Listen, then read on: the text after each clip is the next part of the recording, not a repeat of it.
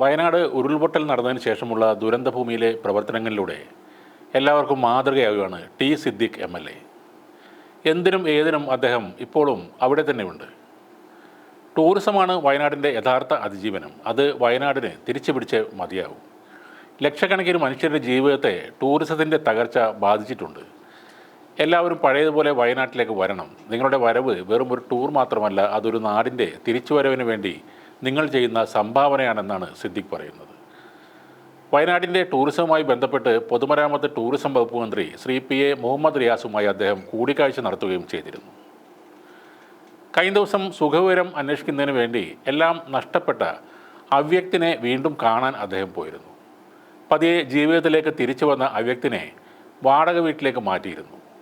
അവ്യക്തിൻ്റെ ഒരു ഭാഗ്യം എന്ന് പറയുന്നത് അവൻ്റെ പ്രിയപ്പെട്ട അമ്മയെ തിരികെ ജീവിതത്തിലേക്ക് ലഭിച്ചതാണ്. എന്നാൽ അമ്മയുടെ പരിക്കുകൾ പൂർണ്ണമായി ഭേദമായിട്ടില്ല. അവരെ കണ്ടപ്പോൾ അവർക്ക് സ്വന്തം നാടായ പാലക്കാട്ടേക്ക് പോകണമെന്ന് പറഞ്ഞിരുന്നു. വിവാഹം കഴിച്ച് വയനാട്ടിലേക്ക് വന്നതായിരുന്നു അവർ. ഒറ്റപ്പെട്ട വാടക വീട്ടിൽ നിൽക്കാൻ അവർക്ക് കഴിയുന്നില്ല. ഷാഫി പറമ്പിൽ MP വിളിച്ച് പാലക്കാട് ഒരു 10 സെൻറ്റ് സ്ഥലം ആവശ്യപ്പെട്ടപ്പോൾ അദ്ദേഹം നിമിഷ നേരം കൊണ്ട് സിദ്ദിഖിന് ഉറപ്പ് നൽകി. സ്ഥലം ലഭ്യമായ ഉടനെ അവിടെ അവ്യക്തനും അമ്മയ്ക്കും വീടൊരുക്കി നൽകാനാണ് സിദ്ദിഖിൻ്റെ അടുത്ത നീക്കം. കഴിഞ്ഞ ദിവസം സിദ്ദിഖ് MLA പങ്കുവച്ച മറ്റൊരു കുറിപ്പ് നോക്കാം. ദുരന്ത ഭൂമിയിലൂടെ നടക്കവേ പുഞ്ചിരിമട്ടത്ത് വെച്ച് മണ്ണിൽ പുതഞ്ഞ നിലയിൽ ഒരു സ്കൂൾ ബാഗ് കണ്ടപ്പോൾ അതൊന്ന് എടുത്തു നോക്കി. ബാഗ് തുറന്നപ്പോൾ മനോഹരമായ കയ്യക്ഷരത്തിൽ ഫിദ ഫാത്തിമ എന്ന പേര് കണ്ടു. ഒരു 9ാം ക്ലാസ്സുകാരി പെൺകുട്ടി. പിന്നെ ഉള്ളിലൊരു നീറ്റൽ അനുഭവപ്പെട്ടു. ആ പെൺകുട്ടി ജീവിച്ചിരിപ്പുണ്ടാവുമോ എന്നത്. അന്വേഷിച്ചപ്പോൾ ഫിദ ജീവിച്ചിരിക്കുന്നു. എത്രയും പെട്ടെന്ന് അവളെ കാണണമെന്ന് തോന്നി. മനോഹരമായ കയ്യക്ഷരമുള്ള പുസ്തകങ്ങൾ അവൾക്കൊരു പുതിയ ബാഗിലിട്ട് നൽകാൻ വേണ്ടി വിളിച്ചു. അപ്പോൾ സൈക്കിൾ നഷ്ടപ്പെട്ട കാര്യം അവൾ പറഞ്ഞു. എന്നാൽ അവളുടെ ഏറ്റവും വലിയ നഷ്ടം അവളുടെ 2 പ്രിയ കൂട്ടുകാരികൾ ദുരന്തത്തിൽ അവളെ വിട്ടു പോയതായിരുന്നു. ഫിദ ഫാത്തിമ എന്ന മിടുക്കിയ കുട്ടിയെ കണ്ടു, പുതിയ സൈക്കിൾ നൽകി. എന്നാൽ അവരുടെ കൂട്ടുകാരികളെ തിരിച്ചു നൽകാൻ ആവില്ലല്ലോ എന്നാണ് സിദ്ദിഖ് പറയുന്നത്.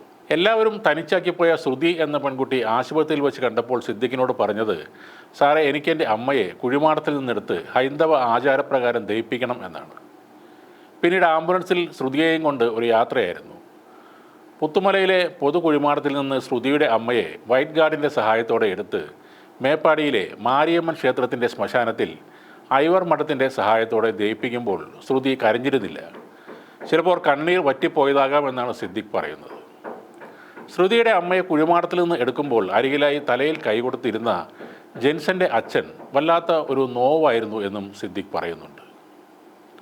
മുസ്ലിം പള്ളിയിലെ ഖബറിൽ നിന്ന് ചർച്ചിലേക്കും ഹൈന്ദവ ശ്മശാനത്തിലേക്കും പുത്തുമലയിലെ പൊതു ശ്മശാനത്തിൽ നിന്നും അതുപോലെ തിരിച്ചും DNA വഴി തിരിച്ചറിഞ്ഞ ബോഡികൾ എടുത്തു മാറ്റുകയാണ് എല്ലാ ദിവസവും.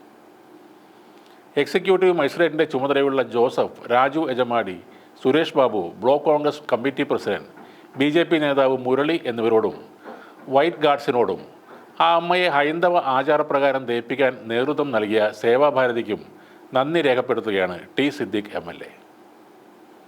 24 മണിക്കൂറും ദുരിതബാധിതർക്ക് വേണ്ടി മാത്രം സമയം ചെലവഴിക്കുന്ന ഒരു MLA കേരളത്തിൽ ഉള്ളതിൽ അഭിമാനം കൊള്ളുകയാണ് വയനാട്ടുകാർ. രാഷ്ട്രീയ മതിൽക്കെട്ടുകൾക്കപ്പുറത്തെ ആ നിസ്തുലമായ പ്രവർത്തനത്തിന് തീർച്ചയായും സിദ്ദിഖ് അഭിനന്ദനങ്ങൾ അർഹിക്കുന്നു.